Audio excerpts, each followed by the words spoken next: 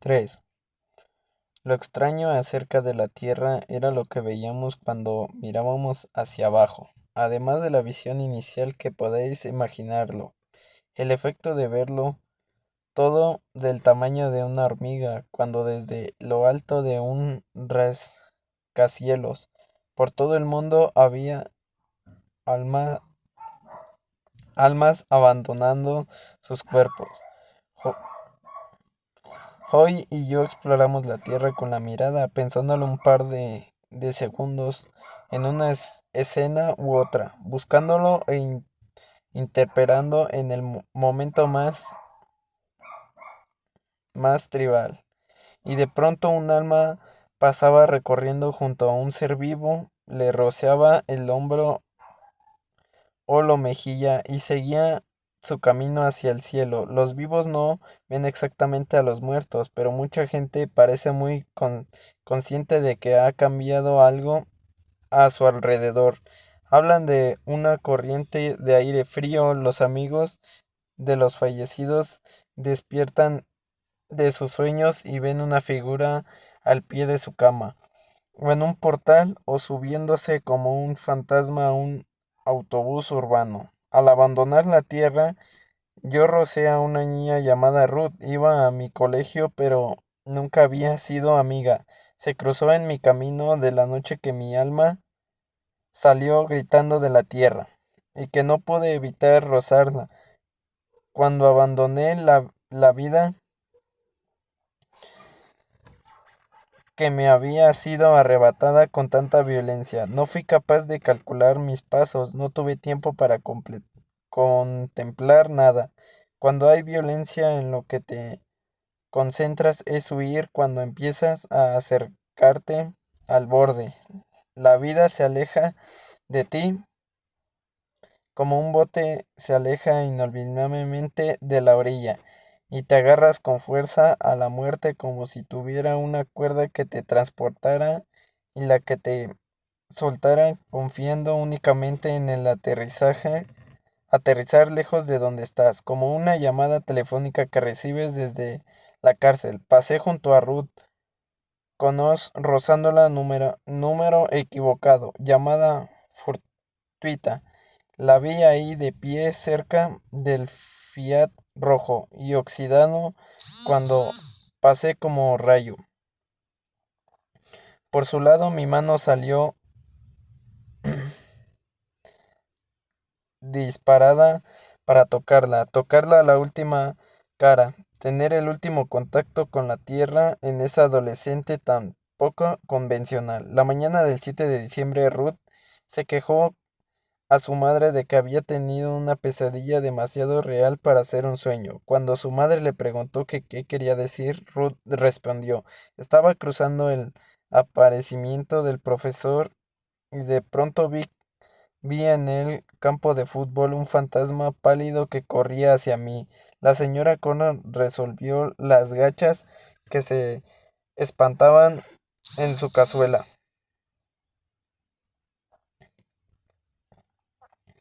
Observó a su hija con los dedos largos y delgados de su mano que había heredado de su padre. Era Fermín, lo noté, dijo Ruth. Salió del campo volando, tenía los ojos hundidos y el cuerpo cubierto de un fino velo blanco, ligero con la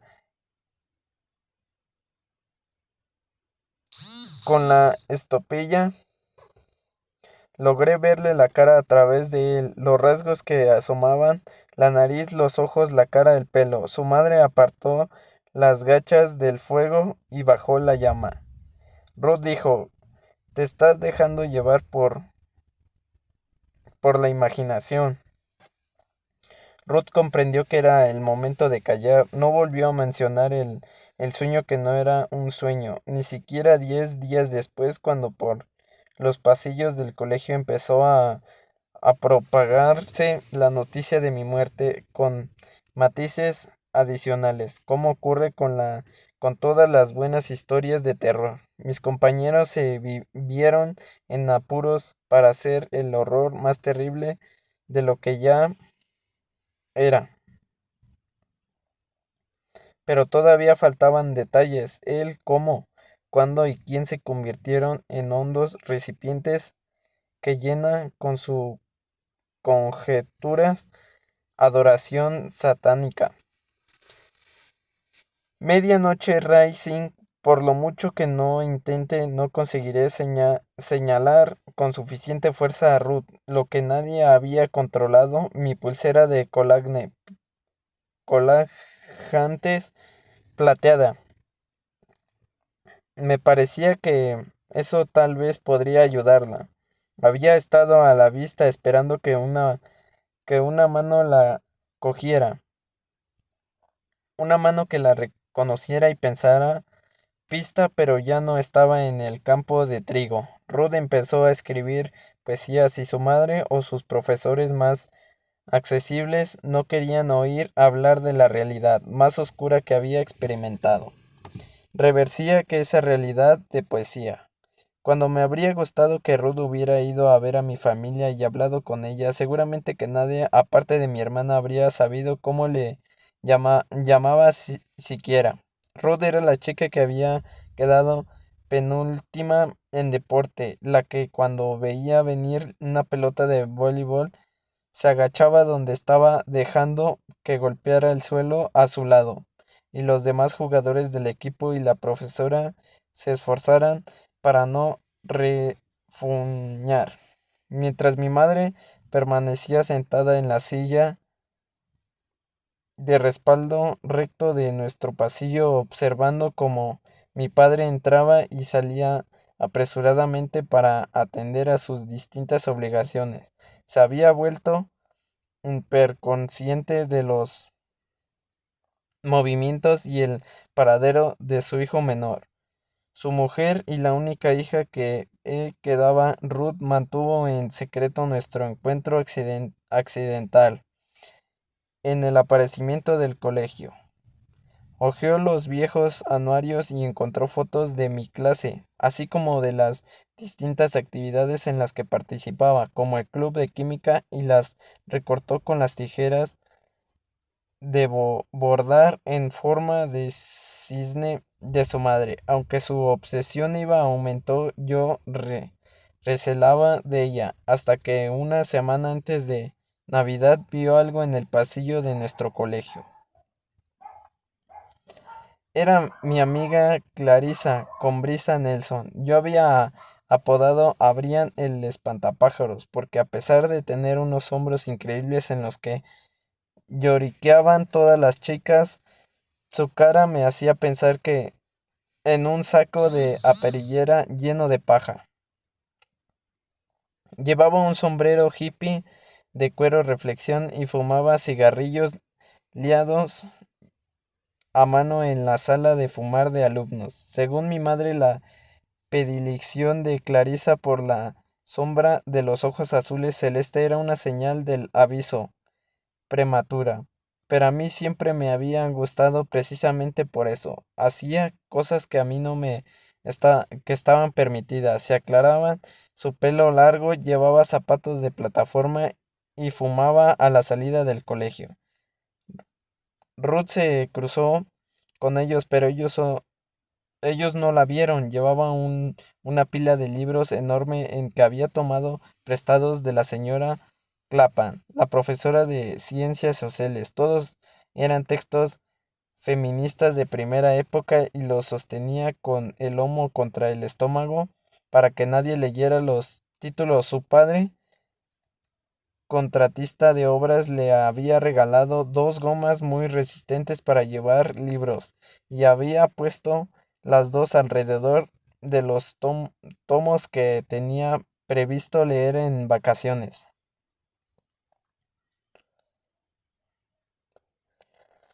Clarice y Brian reían bobamente. Él tenía una mano dentro de la camisa de ella y a medida de que la deslizaba poco a poco hacia arriba aumentaban las risitas, pero ella interrumpía cada vez su avance, retorciéndose o apartándose unos centímetros. Ruth se distanció como solía hacer con casi todo. Habría pasado de largo como solía hacerlo con la cabeza gacha, pero todo el mundo sabía que Clarice había sido amiga mía. De modo que quedó mirando. Vamos, cariño, dijo Brian. Solo pequeño montículo de amor, solo uno. Vi cómo los labios de Ruth hacían una mueca de disgusto. Mis labios se curven hacia arriba en el cielo. No puedo, Brian. Aquí no. ¿Qué tal en el campo de trigo? Susurró él. Clarice, nerviosa, pero acurrucó contra él. De momento lo rechazaría. Poco después, alguien desvalijó la taquilla de Clarisa. Desaparecieron su álbum de recortes, las fotos sueltas que tenía pegadas dentro de la taquilla y la marihuana que Brian le había escondido ahí sin que ella lo supiera. Ruth, que nunca me había colocado paso esa noche, vacía el tabaco de los largos y morrones more, 100 de su madre llenándolos de hierba. Se sentó en el cobertizo con una linterna, mirando fotos mías y fumando aún más hierba de la que eran capaces de soportar los porreos del colegio. A la señora Carnot, que lavaba los platos frente a la ventana de la cocina, le llegó un olorcito del cobercito.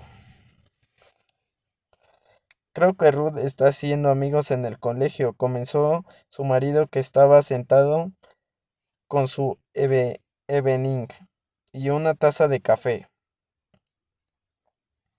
Al final de su jornada laboral estaba demasiado cansado hasta que hacer hipótesis. Estupendo, dijo. Tal vez todavía no está todo perdido. Nunca lo está, dijo él. Cuando Ruth entró más tarde esa noche, temblando y con los ojos soñolientos de la luz de la linterna y de los 8 more que habían fumado, su madre la recibió con una sonrisa y le dijo que tenía tarta de arándanos en la cocina. A Ruth le llevó unos días y ciertas investigaciones no centrada en Susie Salmon, averiguar por qué se había comido la tarta entera de una sentada. El aire de mi cielo a menudo olía a fobeta, solo un poco. Era un olor que siempre me había entusiasmado en la tierra. Cuando inhalaba, lo sentía a la vez que lo olía. Era el miedo y la fuerza del animal combinados para formar un fuerte y persistente olor almezclado. El cielo de Fanny olía a tabaco puro de primera calidad. El de Oye olía a naranjas chinas. Me pasé días y noches enteras sentada en el cenador observando. Veía cómo Clarice se apartaba de mí y se volvía hacia el consuelo de Brian. Veía cómo Ruth la vigilaba tras una esquina cerca de la clase de ciencias del hogar o la puerta de la cafetería. Junto a la enfermería, al principio la libertad que tenía yo de ver todo el colegio era embriagadora. Observaba al ayudante del entrenador de fútbol. Dejaba ani- anónimamente bombeos a la profesora de ciencias que estaba casada o al líder de las animadoras tratando de atraer la atención del chico al que había expulsado tantas veces de tantos colegios que hasta él había perdido la cuenta. Observaba cómo el profesor de arte hacía el amor con su novia en el cuarto del horno, y cómo el director miraba amorosamente al ayudante del entrenador de fútbol. Llegué a la conclusión de que ese ayudante era un semental en el mundo del colegio Kenete, aunque cuando su mandíbula cuadrada me dejaba fría. Todas las noches, al volver al dúplex, pasaba por debajo de anticuadas farolas que había visto una vez en la obra de teatro. Nuestra ciudad. Los globos de la luz colgaban en un arco de un poste de hierro. Me había acordado de ellas porque cuando vi la obra con mi familia me parecieron vallas gigantes y pesadas llenas de luz. Me inventé un juego en el cielo que consistía en colocarme de tal modo que mi sombra recogiera las vallas al ir a mi casa. Después de observar a Ruth, una noche me encontré a Fanny. La plaza estaba desierta y las hojas empezaban a remolinarse más adelante. Me quedé parada y la escondriñé. Las arrugadas de reír se arremolinaban alrededor de sus ojos y su boca. ¿Por qué están temblando?, me preguntó, y aunque el aire era húmedo y frío, no podía confesarles que era por eso. No puede evitar pensar en mi madre, respondí. Fanny me cogió la mano izquierda entre las suyas y sonrió. Me entraron ganas de darle un beso en la mejilla o pedirle que me abrazara, pero en el lugar de eso la observé alejarse. Vi cómo su vestido azul desaparecía poco a poco. Yo sabía que ella no era mi madre, no podía mentir a mí misma. Di media vuelta y regresé al cenador. Sentí como el aire húmedo se enroscaba alrededor de mis piernas y brazos, y me levantaba el pelo de manera casi imperceptible. Pensé en las telarañas por la mañana, las pequeñas piedras preciosas de rocío atrapada en ellas, y como un ligero movimiento de que las destruía sin pensar. La mañana de mi 11º cumpleaños me habían despertado muy temprano. No había nadie más levantado. Oso O eso creí. Bajé la escalera sin hacer ruido y eché un vistazo al comedor, donde supuse que estarían mis regalos, pero no había nada ahí. La mesa estaba igual que el día anterior, pero cuando lo volví encima del escritorio de mi madre de la sala de estar. El elegante escritorio cuya superficie siempre estaba despejada. El escritorio de pagar facturas, como lo llamábamos, entre papel de seda. Pero todavía sin envolver había una máquina de fotos, lo que yo había pedido, con una nota gimonoteamente en la voz. Tan convencida estaba de que no me lo comprarían, me acerqué a ellas y la miré. Era un Instamatic y junto a ella había tres carretes de fotos y un papel de cuadro. Flashes cuadrados. Era mi primer máquina, mi primer equipo para convertirme en lo que quería ser de mayor,